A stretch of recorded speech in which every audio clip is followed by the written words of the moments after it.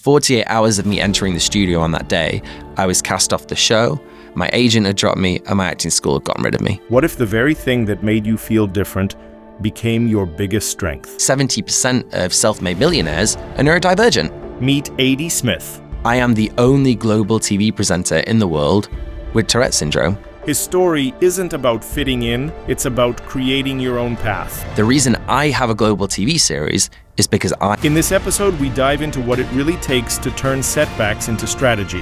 One of the biggest mistakes that you will ever make is... And how to prioritize your mental health during this process. I swear to God, if you do that every single day, your life will be changed. Are you ready to talk about it? Wow. Aidy, thank you so much for joining us today. I want to speak about your early days because you are the first global and the only global TV host with Tourette and ADHD. And I want to learn a bit more about your early days in the life and in your career. Yeah, absolutely. I mean, do you know what? Everyone's childhood is a kind of marriage of stories. And mine starts from the age of about 4, when I started in acting school, and it's something that I just built this huge passion for. I wake up every day and I just couldn't wait to go into the studio and do rehearsals, whether it be dance or it be singing, whether it be improvisation. And I just seemed to have this natural flair for it. And so here I am, 4-year little old Aidy, going out there and taking on the world and just embracing this notion of acting. And a couple of, years later, after I put all this work and effort into it, I'm sitting at home and this envelope comes through the door. And I'm getting really excited because I've just done a lot of casting opportunities to try and get into TV shows and movies and all this, that, and the other. And I open this envelope and the letter reads, "Congratulations, you have been casted." And I'm like, oh my goodness. And I've been casted in this TV series that is on at 3:20 p.m. every single day on one of the UK's biggest channels. And to put things into context here, the dude who went on to play Neville Longbottom in Harry Potter, he was my co-presenter in this series. So I'm just ecstatic. Like, all this hard work has paid off. This little boy who's put his blood, sweat and tears like every single day, every single week into really trying to build his acting career, it takes off. And we do the first series and it's incredible and the ratings are fantastic. There's posters of my face across the UK on billboards and all of this. And then we start the second series and the same thing's going. We're loving it. We're really ramping things up.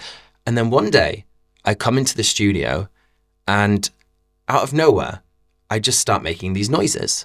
And I start these little twitches and no one knows what's going on. I had this noise where I would make like a whoop sound. I would roll my eyes. I would move my head, like shake it side to side. And it's scary for me because I have no idea what's going on. My parents have no idea what's going on. But the one thing that is really kind of sad about this whole situation is that instead of the, production company, instead of the channel, instead of the TV series offering support, the exact opposite happened. And within 48 hours of me entering the studio on that day, I was cast off the show, my agent had dropped me, and my acting school had gotten rid of me. And that is the brutal nature of when you're in a world like this. If you are not, quote unquote, the best, the most beautiful, the most whatever, if you have any little thing about you that is wrong or based on society, not what it should be, you are just kicked off. So I went through this, stage of being this really happy little boy who'd worked so hard to get to where he was, to having a childhood that was very dark, very lonely. And the thing about Tourette syndrome is that it is the most misunderstood condition on the planet, in my opinion. It is one of the most mocked. It is, as a society, people don't understand it. And they don't understand it because of what we see in the media. The first thing that people think about Tourette syndrome when you say those words is swearing. They think of comedy skits.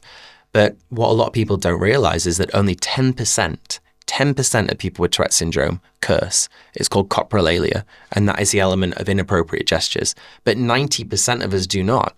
And so it's kind of sad that I sit here and I say, I am the only global TV presenter in the world with Tourette syndrome. There is no one else. To my knowledge, there is no one else. And on top of that, I only got my ADHD diagnosis 2 years ago. But that's a whole other story there. It happened so early in your life. And to today, you're telling me that there's still not much done about it. And the society hasn't yet put many systems in place.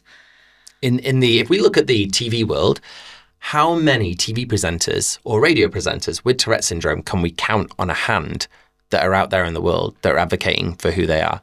We got Billie Eilish and we got Lewis Capaldi, who are singers, but that's on their terms. They sing, they're great at what they do. They've had the ability to showcase that, but it was only after they got famous when people started picking up on them. It wasn't before.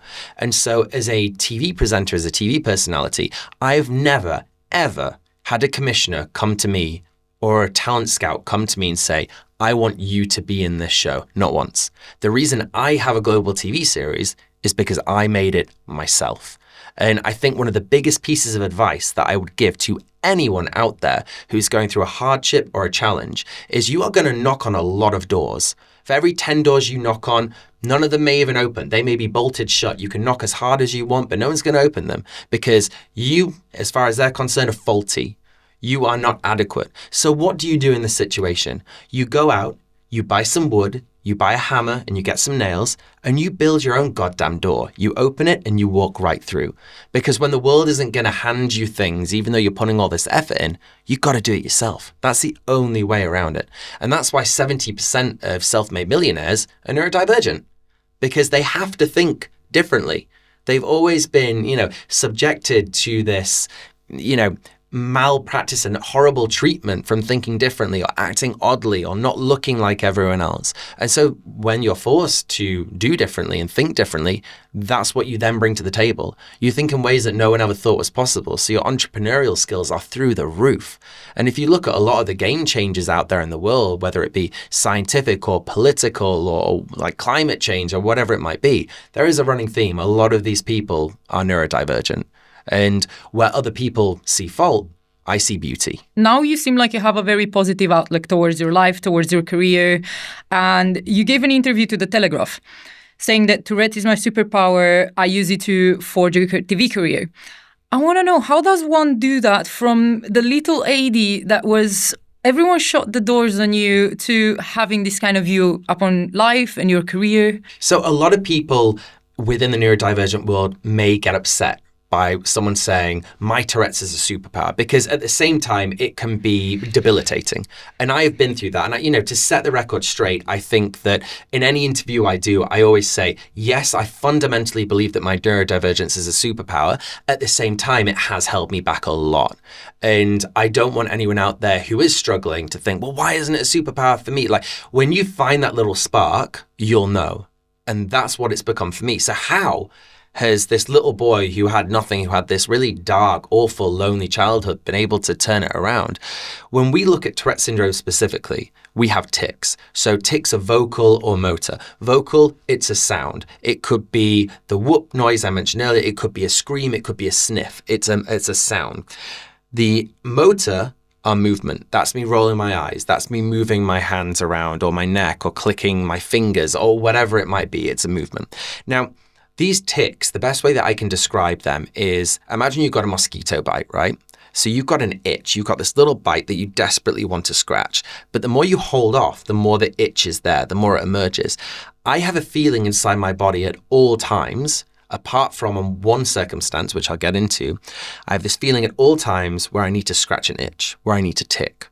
And so finally, I tick, I scratch that bite, I do my tick, and I get this beautiful feeling of solace. It all goes away. There's no itch, there's no urge, but then it comes back twice as much. And so we're constantly with Tourette's battling our own bodies in order to not be able to twitch. The only time when we do not is when we find things we absolutely love doing. When we naturally fall into a place. For me, it's being on TV, it's doing podcasts, it's being on radio, it's doing, stage performances, motivational talking, all these moments whereby I'm there with an audience and the tics are gone. What I've done is I've redirected all that energy that will go into the tics into what I love doing. So when we sit here and we think, why are these neurodivergent people able to achieve so much in such a short amount of time? It's because they take all of that excess energy that is in their bodies in abundance and they redirect it and rechannel it. So when working for, 3 hours, we can get so much more done because we are fixated on the project at hand. And so that's why I've been able to launch, these several TV series. This is why I've got this show on Amazon Prime. It's in over 100 countries across the world. It's in 30 plus languages. Like, the reason I've been able to do this is because I've channeled all that energy that would have otherwise gone into ticks into what I love doing. And when we do that, we become a force of nature. That is a superpower. You were mentioning a couple of mental tricks. So the main one that you were speaking about is to really be able to channel your mind into something that you really, really love. How did you even learn this? How did you get to explore what you love while everyone else was just shutting the door on you? You know what? It's like most things in life, it's trial and error. And I think that one of the greatest pieces of advice that I could give to anyone would be to be kind to yourself. We beat ourselves up on a daily basis mentally. We're always comparing ourselves to other people where they are on their journey. Never compare yourself to others in a negative way. You can have role models. Aspire to be, how people have helped the world or the little things that they've done in life, that like the innovations they have. Surround yourself with people who bring out the sunshine in you, but do not criticize yourself based on what someone else has achieved and you thinking that you're not good enough because you've not got there. So I think one of the biggest things that I would say is always be kind to yourself and treat yourself with love. And, if we haven't achieved a particular goal, we punish ourselves. Whereas we should be saying, right, we've not been able to achieve this for a particular reason. Let's go back, let's revisit. Why have we not got there? What can we do differently? Go and give yourself a massage or a little day to focus on you. And all these things allow us to be at our best. But if we're constantly punish ourselves, if we're constantly not being kind to ourselves, then we just become this negative ball of red energy. And red energy isn't going to get us anywhere. It makes us angry and it puts us in a dark place. Whereas if we're kind to ourselves, if we treat ourselves with respect, much like we would do a best friend, if we build ourselves up, give ourselves our own advice, all these little tips and tricks that I've learned over the years, that's how we can be at our best. Every morning, you should wake up and you should meditate. And don't say to yourself, oh, I'm going to set myself a time period of meditating for 10 minutes. If you've got an ADHD brain like mine, don't tell me what to do. I'm not going to sit there and meditate for 10 minutes. Meditate for as long or as little as you need to. Put some meditation music on, cross your legs, sit there, do the little Zen sign with your fingers, and just breathe in and out and do humming. If you hum, it grounds us. So just hum, do that for as long as you can. Take in another breath. The vibrations that go through our bodies ground us. I swear to God, if you do that every single day, just after you've had a shower, your life will be changed. Because any negative energy you had in your body at that moment when you woke up that gave you angst, that gave you anxiety, it will be gone. And if you were about to have a call and be a total dickhead to someone, you now won't do that because you've grounded yourself. So what you've done is you've been kind to yourself and then you put kindness out there into the world. How did you find out that you also have ADHD? So I was asked to do a documentary for Virgin Radio about Tourette syndrome several years ago. That did really well. And so we thought, well, let's do one around ADHD. I don't have ADHD, but I can help the community. And so after 3 interviews that I'd done, suddenly something became crystal clear. Everyone I was interviewing, it was like a mirror. I was seeing myself. And so I spoke to a friend, a guy called Tony Lloyd, who was the CEO of the ADHD Foundation for years. When I asked him and said, I think I might have ADHD, he just looked at me and went, have you not got a diagnosis for that? Because he assumed that I already had years ago. And so this documentary turned from being me out on a journey to understand more about the ADHD community to me getting a diagnosis and seeing what that journey is, what it entails, what questions, are going to be asked, how it's affected people on their journey. And then after that, once you do get a diagnosis, what can you do to be in the best possible place? You have achieve something amazing. Your 3 Drinkers show has been called the Top Gear of Drinks. Can you please tell me, how did you come up with the idea and how did you get Amazon to buy it? So, this is such a beautiful story in that if you look at a lot of the stuff that's on TV around drinks, it's these old generation people from the same crowd, the same community, the same whatever, with a glass of wine, they're swirling it around, they're talking about, oh, it tastes like, rosemary and rose petals and it's got dark chocolate in it. And all that does is make anyone watching that think, oh my God, that person's so up their own arse. Why would I ever want to get involved in drinking something like that? So the idea was simple. It was to look at drinks through a lifestyle perspective, to have fun with it, to take a travel show and explore not just the drinks, but the people, the place, the culture. So in each series, not only are we checking out distilleries and, how a actual product comes to life, but we're looking at the history of the distillery, how it nearly closed down, but was saved by the people of the village who created a campaign to raise just enough money. We go eel fishing. We gut monkfish. We do bog snorkeling. Like all these things that set it apart from just this mundane show where I call it the swirling glass mentality, where people swirl glasses and just chat random tasting notes. No one wants to see that. What they want is entertainment. And so went out and funded the show through branded content, like literally, because at that point in time, no one's just going to say, oh yeah, like come on board. Of course, I'd love to give you a lot of money to have this TV show. So the premise was simple. Go out and talk to the people who I'd written about for about 12 years as a journalist, who I'd never asked anything from, and say, got this idea, want to do this TV series. This is how much we need. Do you want to come in? And luckily, because a beautiful relationship had been built there, it was a case of, yeah, okay, let's do it. So did part 1 of the 3 drinkers do Scotch whiskey, and then literally, pitched it to Amazon. They were like, great, let's do it. So they distributed it, came back and said, give us a part 2. We did part 2.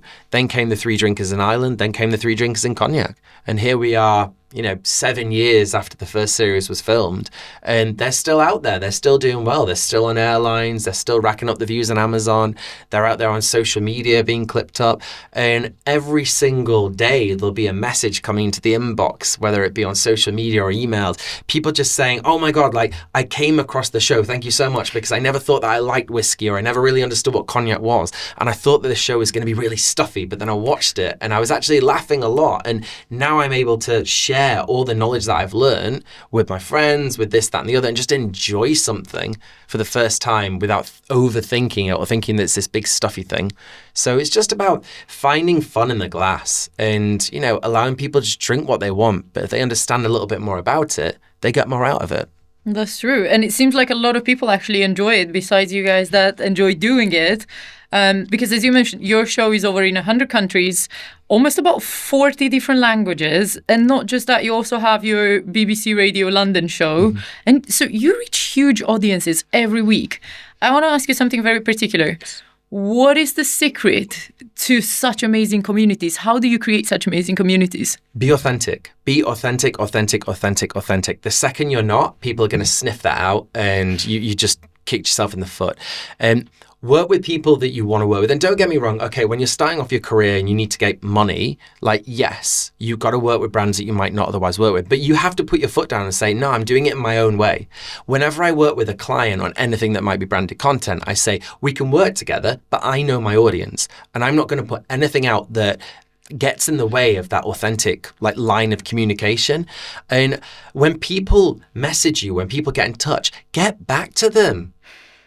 Be human. The amount of parents who will get in touch with me from a neurodivergent perspective to ask, about advice for their kids or themselves or whatever it might be. And I dedicate Sundays to going through. The team will send all the messages over. And on Sundays, I allocate 2 hours to go through every single message and respond to it.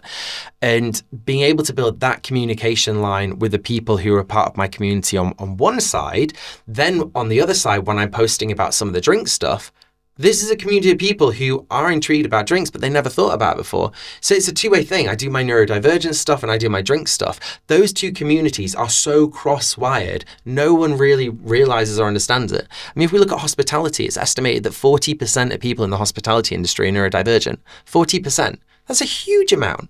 And so when we look at these communities who I'm dealing with on a daily basis, there's a lot of crossover. My main piece of advice to growing an authentic following is just be yourself.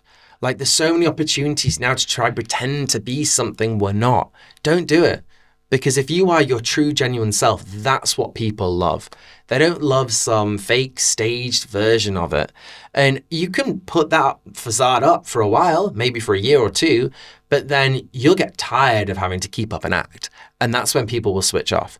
And the person that you really are, you've not showcased that. So then they'll drift off. The second you start being who you are, they're like, who is this person? So be yourself from day one. Be vulnerable. Be vulnerable. Show the good and the bad.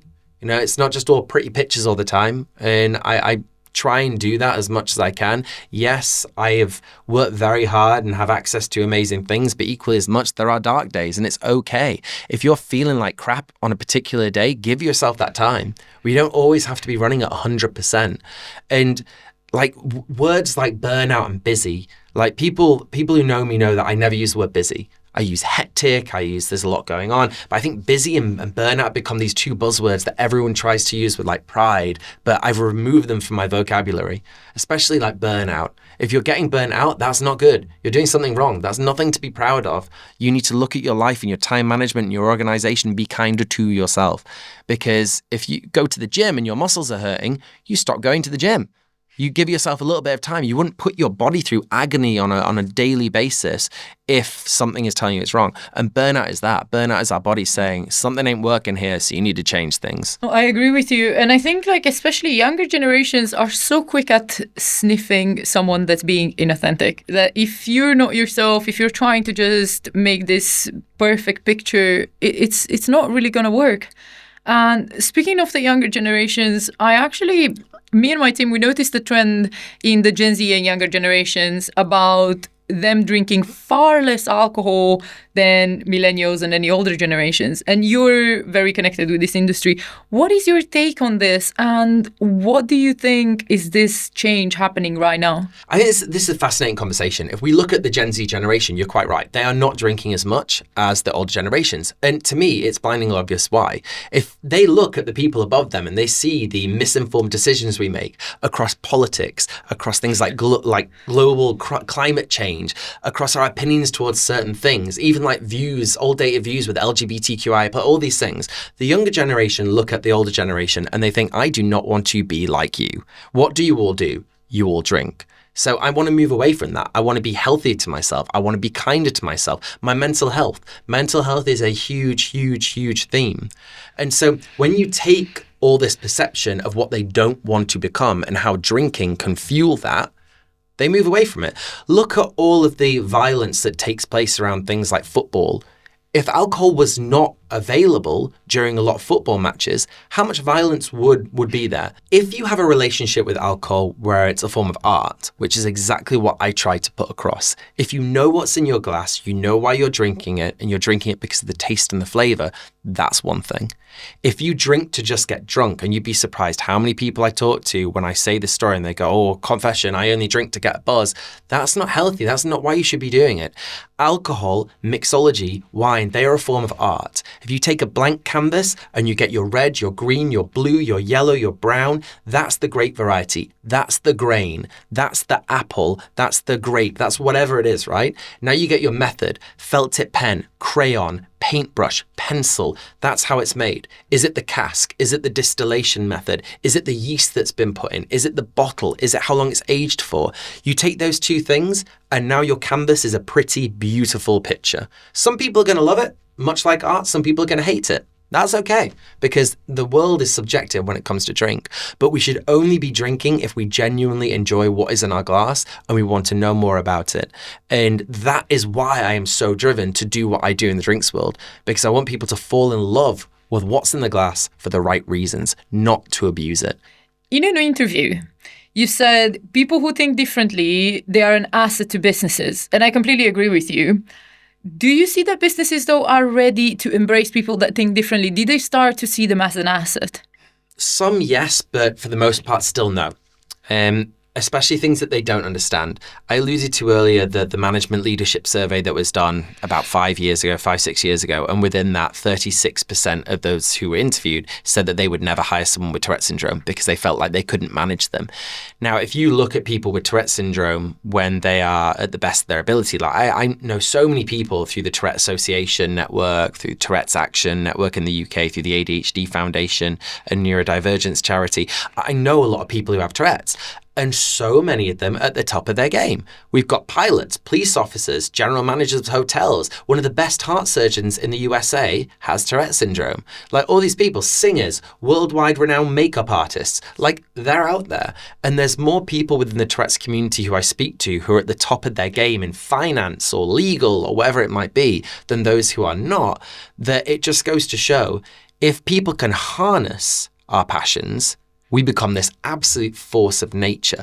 But it takes harnessing those, abilities and those skills in order to get there.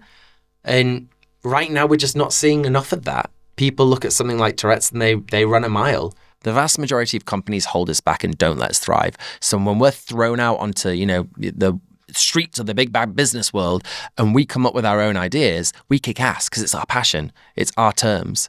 And if companies understand how to tap into that and help us thrive, they are on something special. I mean, Silicon Valley, right? Look at the software engineers who are in Silicon Valley. When I lived there for 5 years, I was saying to people, if you're not hiring people who have autism and specialize with passions of coding, you're an idiot.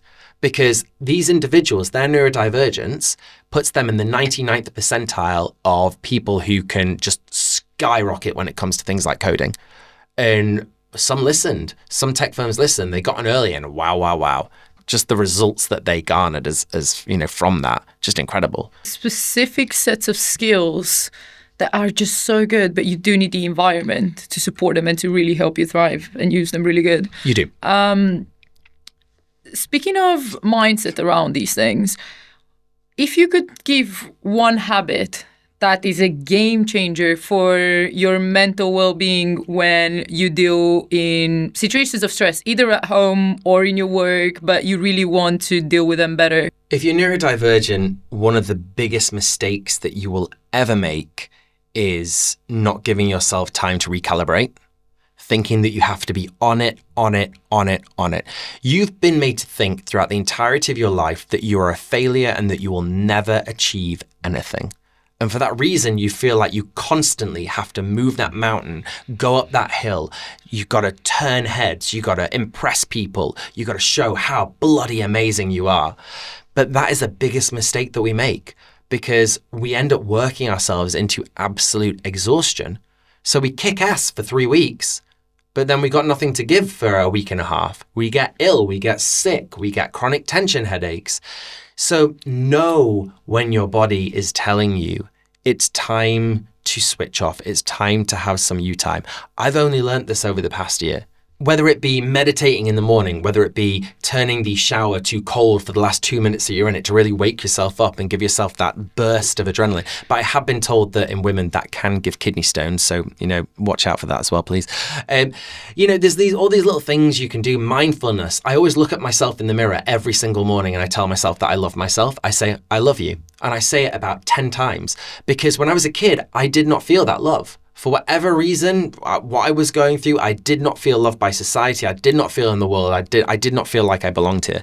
I was talking earlier about the statistic that 47% of people with Tourette syndrome consider ending their lives. When I was 15, I nearly became one of those statistics. Like almost half of the people who have Tourette's have considered ending their lives. Thank God I didn't, because now all the work I'm doing can help other people on that journey.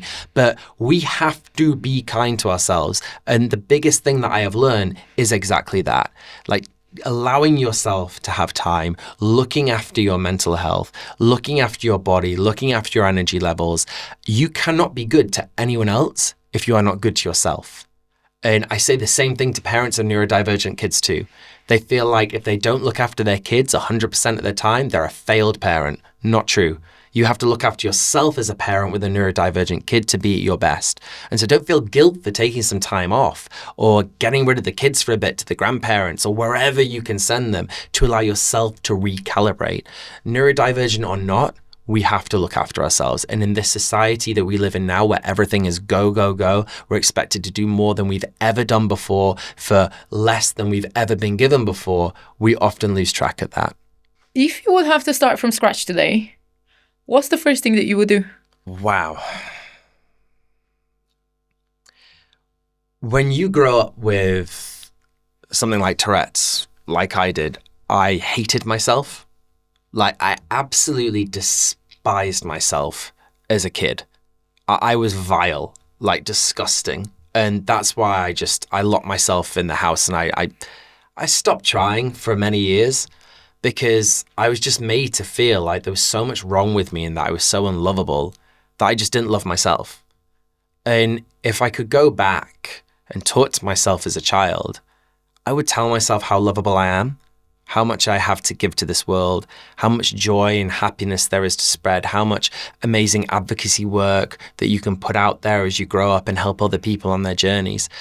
It's a very, very sad, lonely world as a little boy or a little girl growing up being neurodivergent when you're just not understood by society. And there's a lack of love there. And sometimes it doesn't matter how many people can be around you trying to give you that love. If society isn't set up for it where you live, then you're still going to suffer. And so just being again, there's a natural theme in all this, being kinder to myself, showing myself love. I show myself such a lack of love in my former days that now I'm making up for that. It all begins there. And I think it took me quite a long time to understand how energy flows, generally speaking, but it all starts with yourself and you loving yourself, loving your flaws as well, loving your life, loving all of your challenges, really just keep on loving because that's how actually everything changes. And we understood quite a lot where you're coming from, but I'm very curious, where are you going, Aidy? What is the next chapter for you? I'm definitely going to keep on doing a hell of a lot within the neurodivergent space. I think that, again, if we look at the TV world, there is no TV presenter out there on a global level, aside from the work that I've been doing, that has a TV presenter that's a great TV presenter and they just happen to have Tourette's. Usually people with Tourette's are cast into a role. Oh, this is the Tourette's person. This is a narrative. This is a storyline. So I want to keep going out there and just doing me presenting with all my Tourette's glory to inspire other people to see, oh, did he just roll his eyes there? Or did he just twitch his neck? Oh, he must have Tourette's. Oh, cool. Great. Oh, and my niece has Tourette's. She never thought about being a TV presenter, or that's something she's always wanted to do. Like all of these things, I want that conversation to just like keep going. I want to normalize and naturalize people who are neurodivergent or have disabilities to be able to be in these roles without there being any setbacks. I just think that is the way that the world needs to go. It brings me so much love and joy to be able to do the advocacy work that I do. I think there's so much work that needs to be done in the space. And hopefully you're actually going to be able to grow more of a team. And by that, I actually mean I hope that a lot more people will feel so comfortable by the work that you do that they will come up and speak about their stories as well, because I think there is a lot of power in unity. Absolutely. And I mean, just look at social media right now with the number of people out there who are advocating whatever their disabilities and neurodivergence are. In a historic world, these people would have just been told to stay at home and claim benefits. That's what I was told as a kid. You will not get a job. You've got Tourette's. You will probably claim benefits. You can't be a police officer. You can't be a pilot. You can't join the army. All these things I wanted to do as a little boy, I was told was so far out of reach. Now, we look at social media and see all these kids going out there who are remarkable at creating content. And that in itself is a skill. Now you take them into the TV world or the production world or the theatrical world or whatever it might be and put them in an editing suite. My God, the amount of things that they could do. And we see that now from a young age, whereas before they would have just been pushed to the side. And I'm actually very excited about the newer generations that come because they speak up their mind so much more. And I think that should be celebrated and encouraged at the same time. Before we wrap up, before I let you go, I have just like a couple of fire questions for you. Okay, you could answer to these in a word or in a sentence. Are you ready? Let's do it. What's your go-to drink where no one is watching? When you let an ice pop melt and just drink the liquid. Do you do that? Sometimes. The Coca-Cola one is so nice. What's one thing that you would tell your younger self? Love yourself. Most overrated drink trend right now? Ugh, mojito. Sugar and mint. Ugh. I think that's been going on for a while. Yeah, it's come back, sadly. What's the biggest scam in the alcohol industry that no one talks about? Red Bull and vodka. What's the biggest risk that you've taken in your entire life and it actually paid off? Making a TV show. What's the worst career advice that you ever got? Maybe you should just give up. What does business alchemy mean to you? Following your passions and not being afraid to take risks even when others tell you that you shouldn't. Like, follow your gut. Follow your gut and change the world through your own vision. Hats off to you. Thank you so much, Aidy.